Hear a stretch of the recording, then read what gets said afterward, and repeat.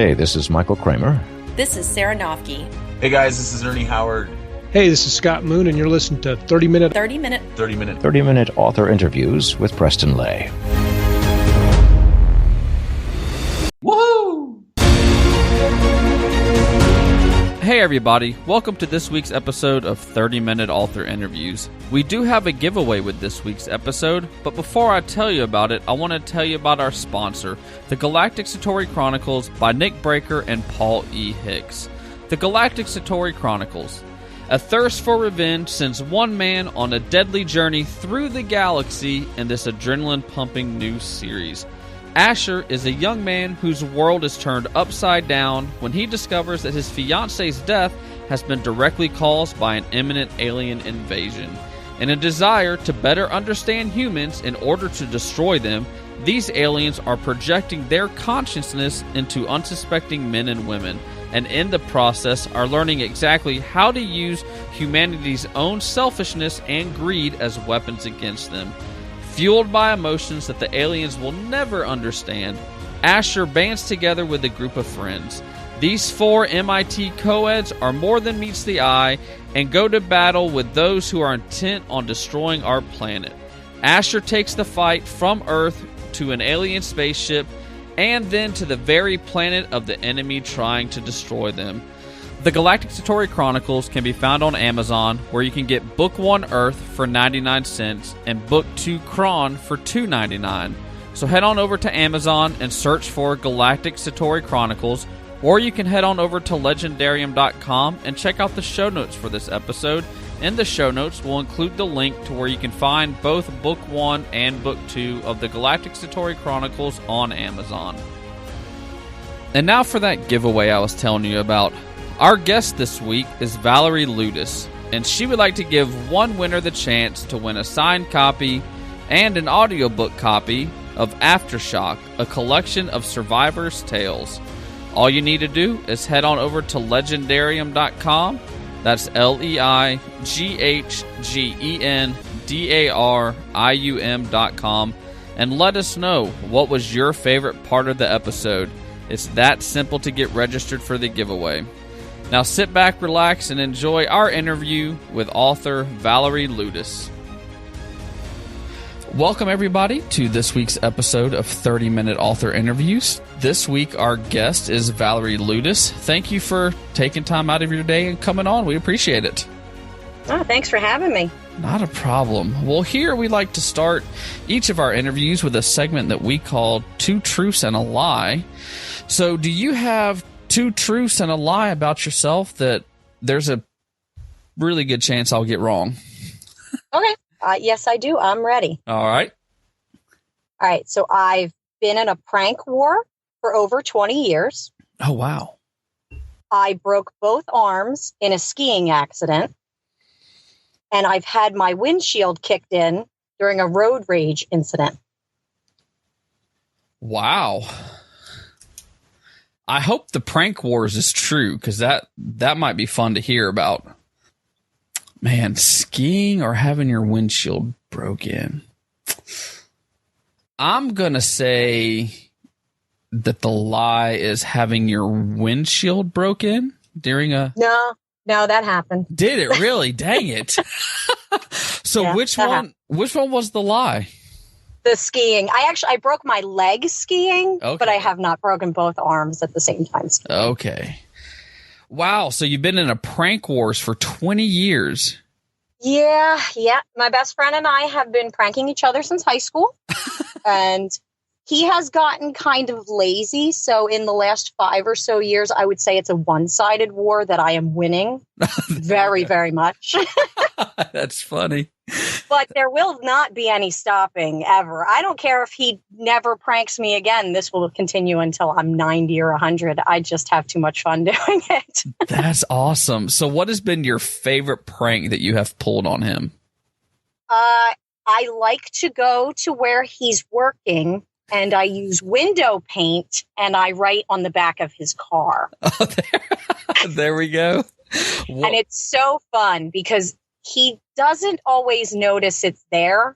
And I'll write things, honk if you love Justin Bieber, or I really love unicorns, just random things. And he won't notice until people are looking at him a little differently when they're driving along, and he'll get out and I'll get a phone call.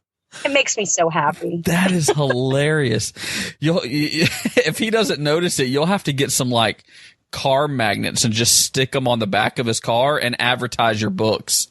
I should. I would love to mix them in with just random other things and see if he would keep them. He could just let it go. Though he started this. Oh, did now, he really? Mind you, he started this when we were in high school, but I have not letting it go, like at all. It's never, ever going to end. He used to go and break into my car, and he would do random things to it. He would staple things to my ceiling. He would fill the car with things.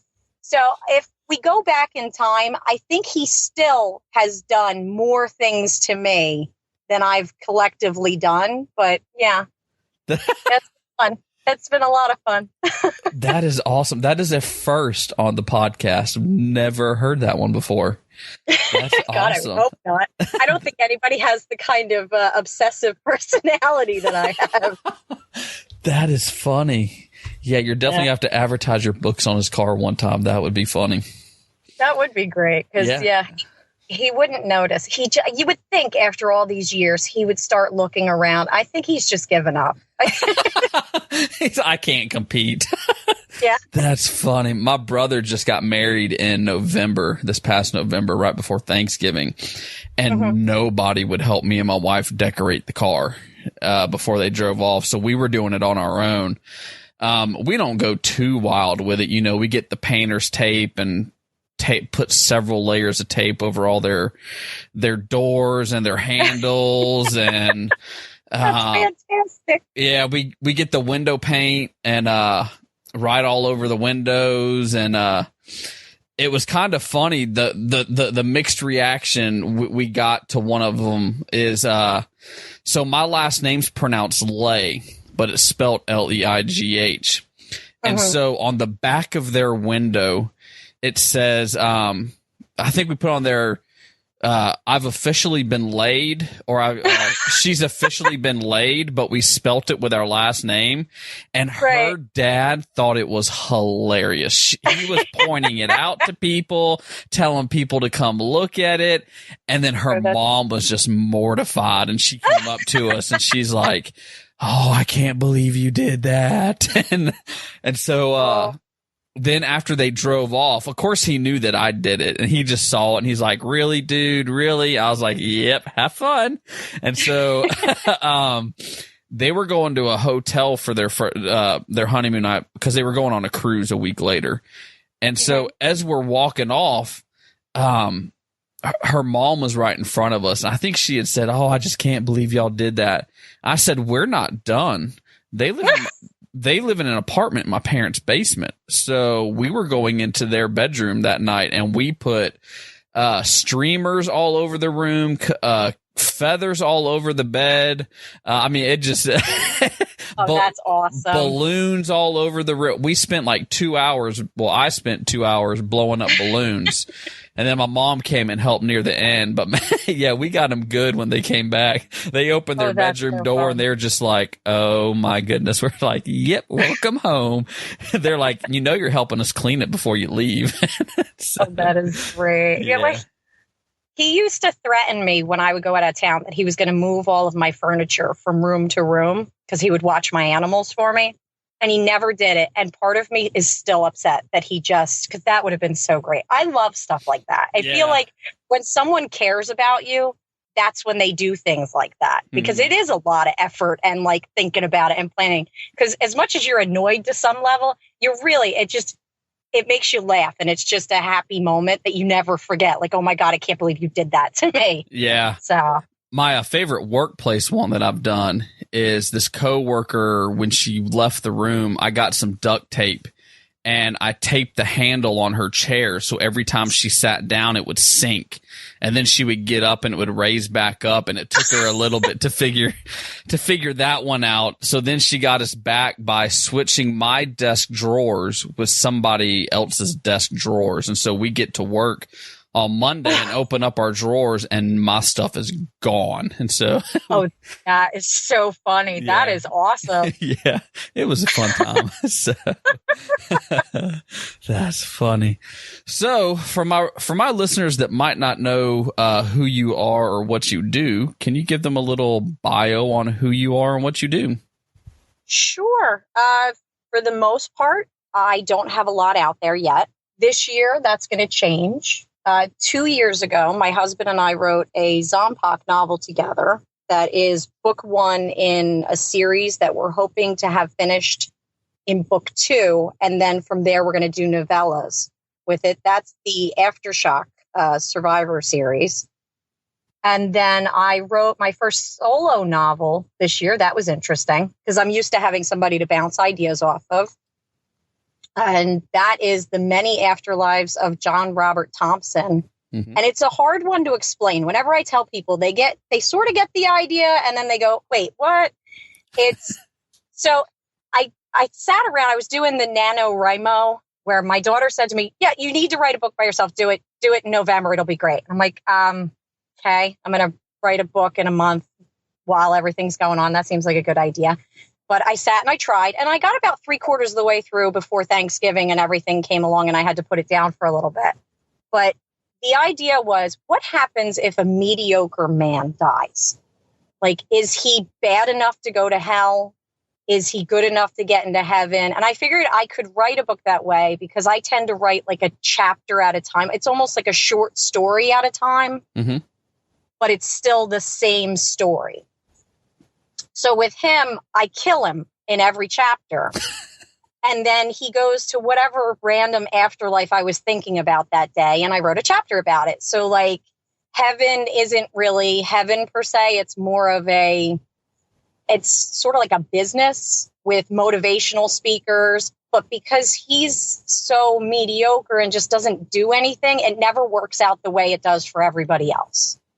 So like in that chapter, everybody else goes in and the angels come in and they do this big, like pump you up, like Tony Robinson kind of thing. And they get everybody pumped up and they all head off to real heaven. And he's kind of just still sitting there because he doesn't do stuff.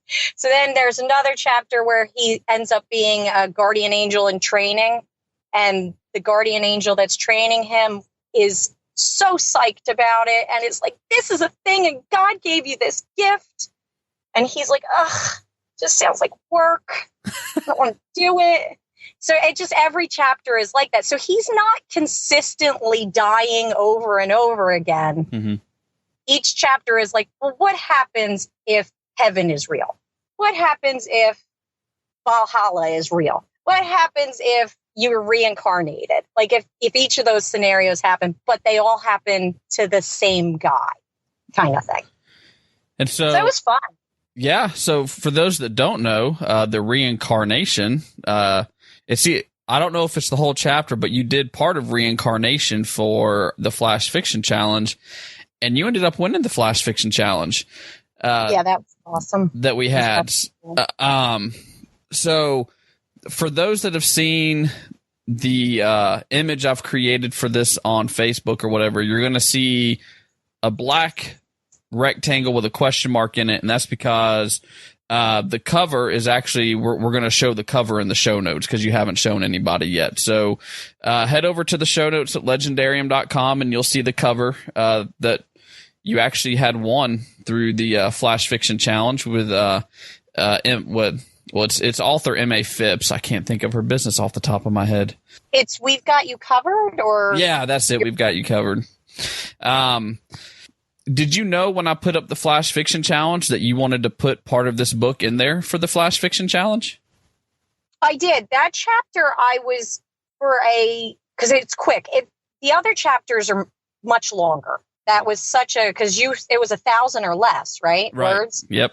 And that's hard to get a full start to finish story that quick and give any kind of real like detail, at least for me. I don't know. Some people might be fantastic at it, but for me, 1,000's rough. And I had said to myself, I think this chapter is short enough and I think it's interesting enough. So when I went through and I saw that the word count was right, I was like, this is perfect. This will work out. And if I win, then it's meant to be that the prizes that come from this will be used for this. Because I knew I wanted to have a professional cover. I do my own covers. I have another couple of books that are coming out this year, and I've done the covers for them, and I'm happy with them generally. But there's a huge difference between what I can do at my top level and what a graphic designer can do. They're just so much better. So much better. Molly Phipps also does trailers. She's done some trailers for her books, and they're good. she's definitely good at what she does. Yeah, some people are just amazing. And as much as I can sit and watch 1,000 YouTube how-tos, it's not my wheelhouse. I'm never going to be able to hit that level and still do all the other things I'm doing. The same thing with getting art. I mean, that's amazing. And this book lends itself to having sketches in it because he's in a different place each time. And it is so nice to be able to give a little visual with that. So those are going in too. So that's going to be great. Did you have a hard time kind of explaining to her what you might have envisioned for for the cover? No. See, I don't do that. I don't. I think if an artist is involved, you really need to step back and just let them bring their A game. And that if you micromanage them, you ruin it. I think the best thing to do is I told her what the book was about. And I said, give me what you got. I don't care. And she said, well, there's some things that you like. And I picked, I think, maybe 5 covers off of Amazon that I had thought kind of lended themselves, and nothing that looked similar to each other. I gave her like 5 very distinct, these are completely different, because I didn't want to lead her in any direction. I just wanted her to do whatever she wanted because she's good. I've seen all of her other work. It's beautiful. And what she sent floored me. I'm like, that is fantastic. What a beautiful cover. I would have never said to her, make what you make, but I would have given her a horrible thing compared to what she brought me. So. Right. So when will that novel actually come out? I'm hoping by the beginning of June. I'm waiting on a couple of things right now. It's one of those things. I always find it so funny when people are extremely organized with, this is my release date and this is when that's happening. And I would love to get there one day. But I'm more of, if I'm waiting on other people, it's like, I'm hoping by beginning of June. I have other stuff that I have deadlines on myself. I have 2 things that will be coming out in October. And since it's 90% on me, those will have their release dates. But when I'm waiting on somebody, I don't want to rush anybody. I don't like to be a bother. It's part of my personality in general is wanting to just let people do what they're doing and not be too much of a pain in the rear end. So that works.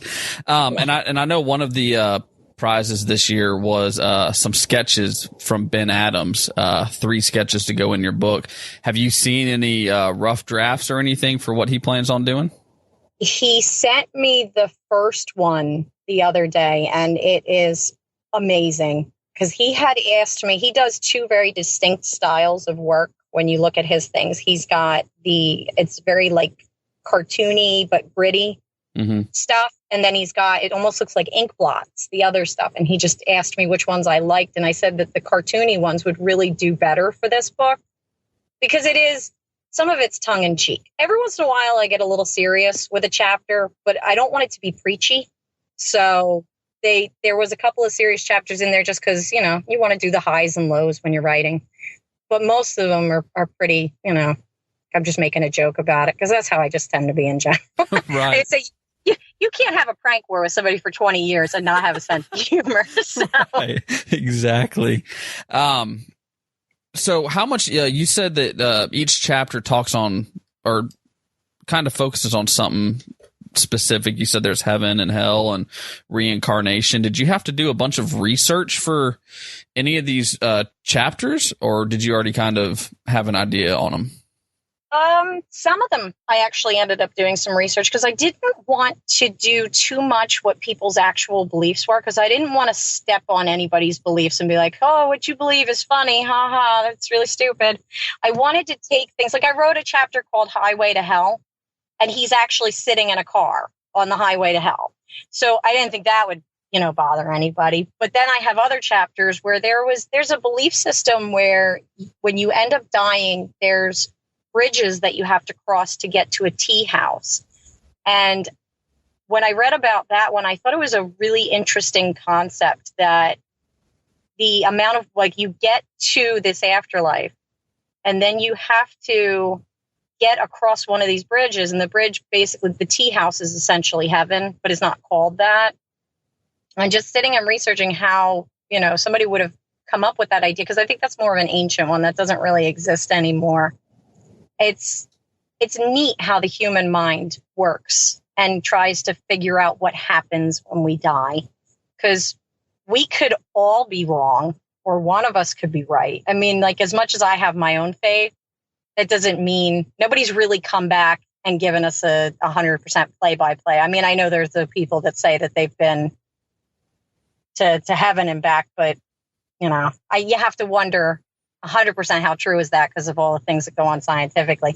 But yeah, there was research into things. Though my teenage daughter was the one that helped me with Valhalla, because I had like an idea of what Vikings, go in there, and it was where the warriors ended up. But she had learned in history class a little bit more about it. So she sat and walked me through it. And when she was talking me through it, it made it really interesting, because apparently you don't end up there unless you die in an epic battle. Huh, okay. And my main character is mediocre. So how could he possibly get there in a battle? So we sat and we were talking it through, and he has a complete full-on battle with a mouse. There we go. I just found it because it was so fun. I wrote myself into a corner by making him mediocre, because I made it so that all of the ways that he had to die had to revolve around somebody who doesn't do anything. Right. So it makes it difficult. You can't go, well, then he went skydiving and splat. Well, he would never, ever, ever skydive. So that's not going to work. So it all had to be like household accidents or freak accidents or things when he's at work or just random stuff like that.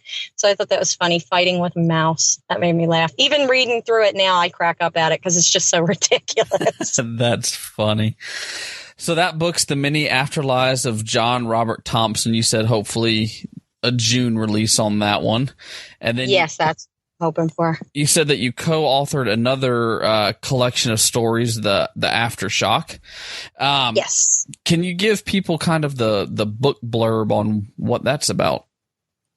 Okay, so that one, we've got the zombie apocalypse happens, and it starts in the beginning.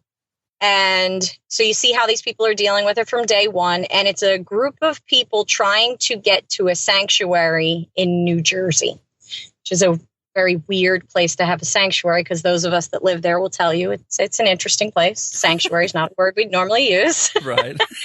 I mean, even just if you look at it logistically with zombies, it's a very populated area. So that's kind of dumb. You're not going to want to go there. But the thing that makes it a little bit different is there's a couple of people in the book that are immune somehow. They've been bit, but nothing happens, and they're all kind of confused by it. And my husband and I wrote it together. So he wrote his chapter and I'd write a chapter, and we kind of talk, and then he'd write a chapter and I'd write a chapter.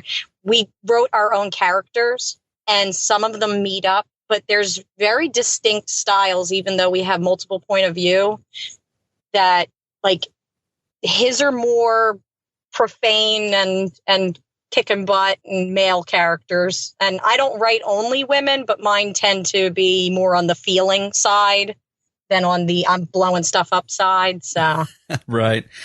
Though somebody did point out to me that I tend to write a little bit darker than I believed that I did. So well, there we mine go. don't get scot-free either. But yeah, it's been fun. I mean, I wasn't really into zombies. And when my husband and I got together, he started me watching The Walking Dead. Mm-hmm. And the whole concept scared the crap out of me. I did not know what to do with that at all. So I started writing, and I wrote the first chapter, and I gave it to him because he is into horror and all of that. So if it was crap, he would have told me, and or maybe not. Who knows? We're married. He might want to still stay married. That's right. But he looked at it. He goes, "This is pretty good." Then the next day, he comes back with this chapter written, and I'm laughing. I'm reading it and I'm laughing. And he's like, I wrote it as a joke. I'm like, I love it. We're keeping it. You're writing this book with me now. So that's how we ended up writing it together. And then when we had our beta readers read it, one of them had said, well, you need to put the chapter that he wrote as a joke. That needs to be the first chapter. So we moved it. But the funny thing is, we get people that read it, and it's the F word almost every other word, because his chapter starts with a guy getting bit. So he's reacting like a human being would when somebody's gnawing on your leg. And I get the thing back from people. They're like, I didn't know if I was going to make it past chapter 1. It's rough. Right. It's not that bad. It seems like it because it starts off and it's like beep, beep, beep, beep, like everything. And then, it's been fun. I laugh because everybody who's really into zombies, they're really into zombies. And they know so much. And I know so little other than they scare the crap out of me. They really just scare me. That's funny. Well, do you have an excerpt from the Aftershock that you can read to the listeners? I do. I'm going to now, grammatically, this is going to be a mess because it is a child. Okay. So all of our characters, when we write, you're hearing in their voice. It's diary style. Okay. So, but I picked him because I'd like to keep it clean for your listeners. So he seems pretty safe. So, all right, this chapter starts Max and Rocky. Okay. My dad's a farmer. Was a farmer. Whatever. I live on a farm. Rocky is my sidekick. He's a 4-year-old golden retriever. Good for a kid and great at sniffing out zombies. He's all I got left. Me and Rocky have been kicking butt and staying alive alone for 3 weeks now. It's hard to be 9 and alone. But I'm not really alone with Rocky. School got closed and all us kids were happy as hell. I can say hell now. I'm the man of this house. Anyway, school got closed and I went over to see my best friend, Trudy. Trudy wasn't feeling good, so she was in bed. Her mom lets me go up and check on her. And she told me that Trudy had been asleep since last night. And hopefully her fever had been broken. So I grab my backpack and our favorite Wii game and go running up to Trudy's room. I get to her door, and that's when I hear the moaning. Trudy's making these weird noises. I thought she was feeling better and messing around with me. I opened the door. Trudy rushed me and bit my arm. I screamed and ran back down the stairs, right on the front door and back home. My mom sees the bite and starts crying. Dad and I are sitting at the kitchen table talking about what to do when I get sick. I can't hear much, but it's whispers and Mom's crying a lot. Dad put a bandage on my bite, then sends me to bed. I fell asleep real quick that night because I was real tired. I had dreams about Trudy all night. The next morning, I woke up fine. Mom comes in with a gun in her hand to check on me. When she sees I'm okay, she hugs me and cries for a really long time. She gets Dad to check on me, and for a few days, this is what we did. I'd wake up, Mom would bring a gun in to check on me, and then she'd cry. Rocky just slept on the floor watching me. I felt fine, but my parents wouldn't let me leave my room. So he keeps going from there, but it gets pretty rough. That's awesome. You did a really good job, though. Thanks. Making it sound like a kid really did write it. Did you find that particularly hard to write as a little child? No, I have a ton of kids, so it makes it easy for me to understand how they would sound at any given time. And I try my best when writing with anybody. I kind of just hear them talking. So I made it like it was one of my sons talking to me, because they would see things so differently if something like that happened. They wouldn't understand the severity of everything that was going on around them. And that's what scares me of all that. Like, everybody else looks at it as like, oh, it's gore and everything. My whole concept with it is, how do you feel about all these things? Like, the kids would see it and would just be petrified all the time. The parents would be scared for what's going to happen to them. You've got, you look at it as your whole life ahead of you, then there's nothing. It's a whole nightmare across the board. My husband did a chapter with an autistic character, and I think he did that so well Because like I said, we wrote it from their perspective. And the way that he doesn't see what's going on around him the same way either. It was interesting to us. That's why we tried to pick characters that weren't the normal ones that you see in so many of the other books. Because, so much of that genre, it's, the same kind of concept because it's the same kind of monster. So was it hard for you when you started writing this since you weren't into zombies? Did you have a hard time writing zombie stories, or did you find it actually pretty easy once you got going? I fell back on him when it came to the rules of the world, because I know it's one of those things where people who are really into it don't like you to mess with things that are canon. Mm-hmm. And I don't know enough about it. Like, I'm starting to learn. It's been 2 years since we wrote the first book that I've been around that group now, and I can start to see the things. And it is funny and interesting. But the apocalyptic part of it, that part was easy, because that part is just, being the adult, being the head of the house, how you have to handle life. We went through Superstorm Sandy. Okay. We were on the water, and we had 4 feet of water go through the house. We were displaced out of our home. And that was actually when we finished the book. Mm-hmm. I had started it, and then we had put it down, but it became this thing with all the stress and everything that was going on. Because at the time we had 5 kids, and that was just a nightmare. I don't even know how to explain how bad that was.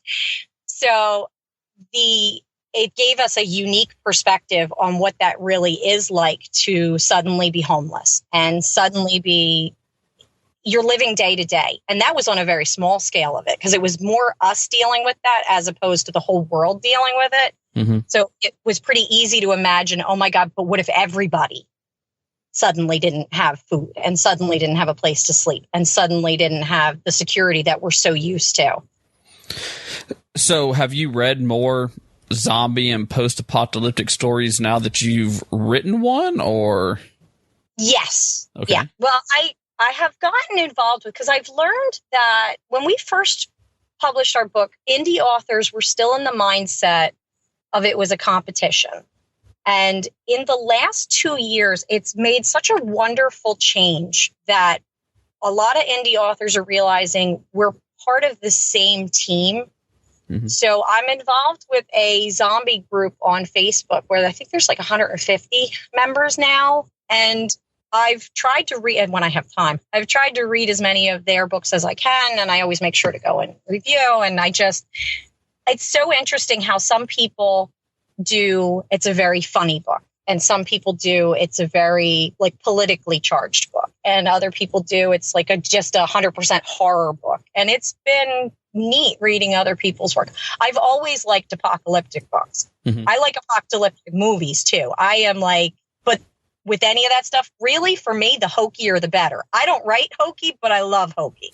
I love it to be ridiculous, because when I read, I don't want to have to think. Mm-hmm, right.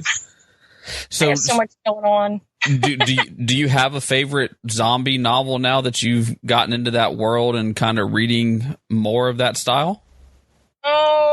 Well, the last one that I read, I'm trying to think, who did I read last? Oh God, now you're going to ask me one where I can't even answer, because I've been reading over the last couple of weeks. They start to meld into each other. No, I don't think I can pick a favorite. Okay. I really don't, because they all have their merits of ones that are really good. I read, for post-apocalyptic books that I liked best, I read one called L-2011, mm-hmm. and it was done by an indie author. I think his name is Mark Gillespie. That was fantastic, because it was written like it happened now. So he did a lot of interesting things, like throwing in people tweeting what was happening, because it was about London was having huge riots go on. And so he had it from the perspective of because all the rioters tend to be younger. So they're like teenagers to college kids. So he's, talking with them, and they're that way. And then there's the parents, and then he has newscasts, and then he has tweets. And it was neat to see the way that he was trying to immerse you in the whole world of it happening, as opposed to telling the story. He was kind of hitting you with details in completely different ways. And I really enjoyed that. I like that style. I wish I could do it as well as he did. I was reading it going, damn, I wish I could do that. I don't think I could, but I wish I could. I don't know if I've ever heard of somebody putting in like almost tweets in their books to tell a story. I've read I've mentioned 100 times Sleeping Giants last year, and that story is all told in an interview format, and there's some news articles sprinkled in here and there, but the whole book is an interview format. So I might have to check that L 2011 out. I'd be curious to see how he threw those tweets in there to tell a story. That's kind of an interesting idea. Yeah, I didn't think he actually released the sequel since I read the first one. I just haven't gotten around to it. I really want to find time to read the next portion of it because it's going to be interesting. I felt like he wrapped it up in the first book pretty good. So it's going to be neat to see what he decided to do with book 2, like where that was going. Gotcha. Well, here at the Legendarium and 30-minute author interviews, we kind of like to end each segment with a section that we call the legendary ending. And these are kind of some book-related, non-book-related questions. They're just kind of, I guess, whatever pops in your head first. The first question is, what songs are currently on your writing playlist? Anything by the Gorillaz and Stone Temple Pilots, and oddly enough, Pentatonics. Okay. It depends on what I'm writing. I have like 4 different playlists, and it comes down to, is it a fight scene? Is it a calm scene? Is it a love scene? And is it a funny scene? And I will turn on the different Pandora station accordingly. So which type of scene does the Gorillaz go with? Anytime there's action, because they've got a really great beat that goes behind everything. So the music is kind of going, and then my fingers kind of go almost to the beat of what's going on. So that works out well. Have you listened to their newest album? I'm not sure. Did it come out last week or this upcoming week? I can't remember. I think it came out last week. And if it's been circling in my Pandora, I think they had at least 1 or 2 of the featured songs came through. Mm-hmm. I am getting to that age where I like things that are new, but I love things that are old, or at least older. Like if it's mine from when I was a teenager and I don't even have to like think to know the words and stuff, and I'm kind of just rocking along with it as it's going, I tend to be in a happier place. If something is new and great, it will work its way into my playlist. But for the most part, yeah, I listen to stuff from like the late 90s because that's what I do. There we go. That's what I've been listening to a lot lately is like 90s rock. I got a station I listen to. So, yeah. Well, this will be an interesting question for you. If you were stuck in a zombie apocalypse, which one of your book characters would you want to be stuck with and why? I would say I take Rocky because he's a dog. And he is smart on his own. So he didn't have to be trained to deal with the danger around him, but he's good at alerting you of what's going on. He can sniff out those zombies. And that is really something that as many people as you can have around you with whatever skills they have, you're never going to beat an animal on having self-awareness. So I would take Rocky. Did you ever read, I'm trying to pull up the title to make sure I get it right, but it is the story that Chris Porto wrote called Unconditional. It's a zombie short story told from the point of view of a dog. No, and that sounds amazing. Yeah, you'll have to read it. It's good. I don't want to give any spoilers out, but yeah. I'm going to definitely look that up because that sounds right up my alley. I love that idea. Something different and weird and probably quirky, and I love it. I love it already. The first time I ever read a book told from the point of view of an animal was called, trying to see if it was still on my shelf. I think it's called Dog on It. Mm-hmm. And I just stumbled upon it in Barnes and Noble one day, and it's a mystery novel told from the point of view of a dog who follows the detective around. And so you'll see the detective talking to a suspect and the dog's listening and you're hearing the conversation, and all of a sudden the dog goes, and then I saw a squirrel and I chased it. So you completely missed this end of the conversation because the dog goes and chases a squirrel. So it's fun. One of the chapters in the many afterlives of John Robert Thompson is written from the perspective of a dog, because when he dies, he becomes a dog. Nice. So I have it that you're slowly losing your humanity, but you're born into the dog, still understanding what people are and what it feels like to be a person, and sort of still holding on to a little bit of your past life. And it slowly goes away, but it explains why dogs are man's best friend. It's because we were dogs. Oh, okay. So each new dog, like you catch the familiar on them. So if there was a smell that you loved when you were a human, as a dog, it becomes this anchor of like, I love this thing that like, I know this and this makes me happy. So I thought that would be an interesting place for a dog to, yeah. There you are. That's interesting. So the next question is, if you were stuck in a zombie apocalypse, but you could pick any character from any kind of media source, movies, books, comics, games, whatever, what character would you want to be stuck with and why? So comics, I can cheat and pick a superhero and be safe. That's right. I'm picking Superman, because then we can fly to somewhere where there's nobody and he can use his heat vision and blow them all up. Like, I think he is the best equipped to take me somewhere safe, my whole family somewhere safe. We could like sit in a car comfortably while he flew us somewhere. It sounds like a good idea that we just have him. There we go. A self-flying car. Yes, that's the best. That's what I want. That works. If you had a time machine, where would you travel and why? I would travel 100 years in the future, because I am so stinking curious as to where this is going. Mm-hmm. We have changed immensely since 100 years ago. And in the last 20 years, we've done this gigantic shift where every couple of years, everything is completely different. You went from having like flip phones that didn't do anything, but at the time were the peak of technology, to now you have the internet. The entirety of all human knowledge is just sitting in your hand.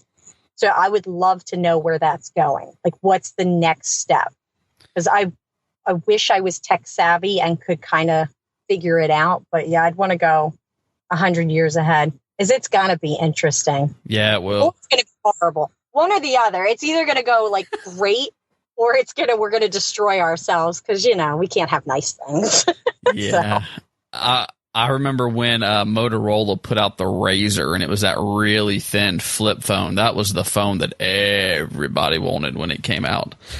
Oh, yeah. Well, I don't want to date myself here just because it's funny, but I had a beeper in high school. And I did too. Yep, I remember that.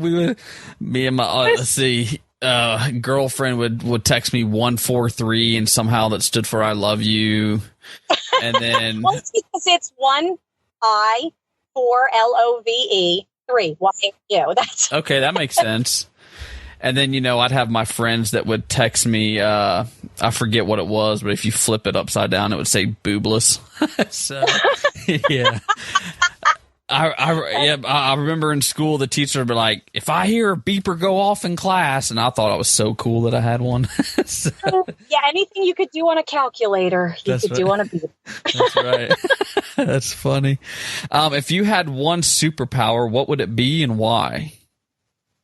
I would want to have the power that Rogue has. I would like the ability to, because I'm figuring if we've got superpowers, it's not just me. That would be stupid or awesome. I don't know. But I would like the ability to take the powers of other people's superpowers, and at least just try them on for a little bit. And, plus you get to kill them if they annoy you just by hanging on a little bit longer. There we go. But I feel like she had the best power if you think about it, because you can have all the powers. You can have any power you feel like. Yeah, that's true. So the question that we're famous for here is: a penguin walks through the door wearing a sombrero. What does he say, and why is he here? he yells out, "It's Taco Tuesday!" And then he wants to know if I have fish tacos for him, of which I say, of course, because if a penguin is coming to my house, I'm going to make him feel as welcome as possible. There we go. That works. And then before we leave, do you have any advice, whether it be for writing or for life, that you would like to share with the listeners? Well, with writing, I would love to share to people, just finish it.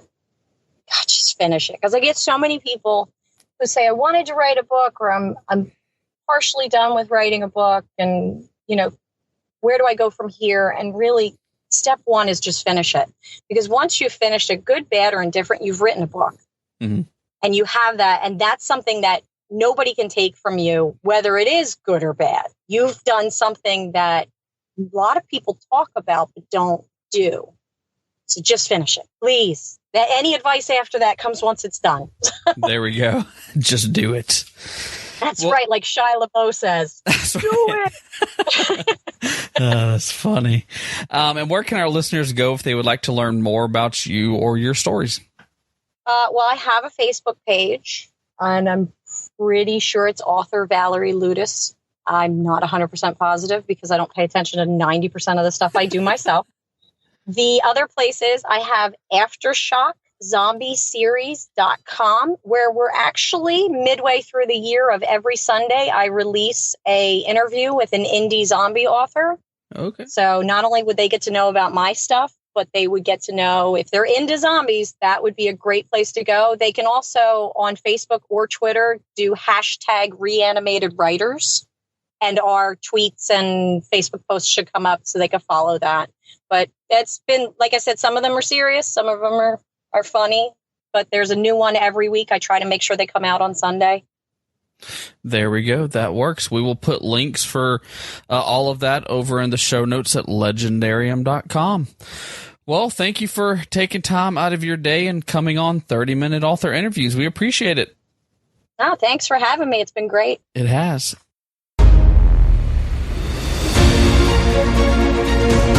That is all the time that we have for this week's episode of 30-Minute Author Interviews. Thank you for tuning in, and make sure you tune in every Wednesday for another great author interview. And don't forget to head on over to Legendarium.com and check out the show notes for this episode. In the show notes, you're going to find the giveaway for Valerie Lioudis, where you can win a signed copy and an audiobook copy of Aftershock, a collection of survivors' tales. And in the show notes, you're also going to find our sponsor, the Galactic Satori Chronicles.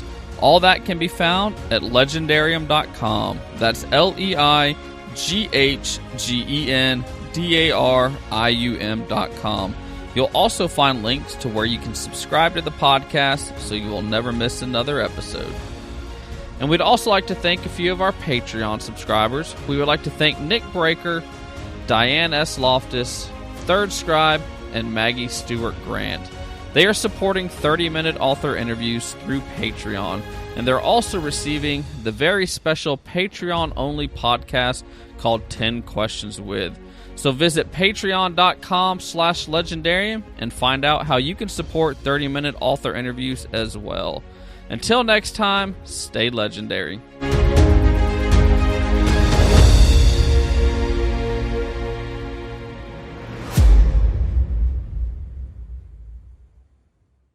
Last week, they just... dang it!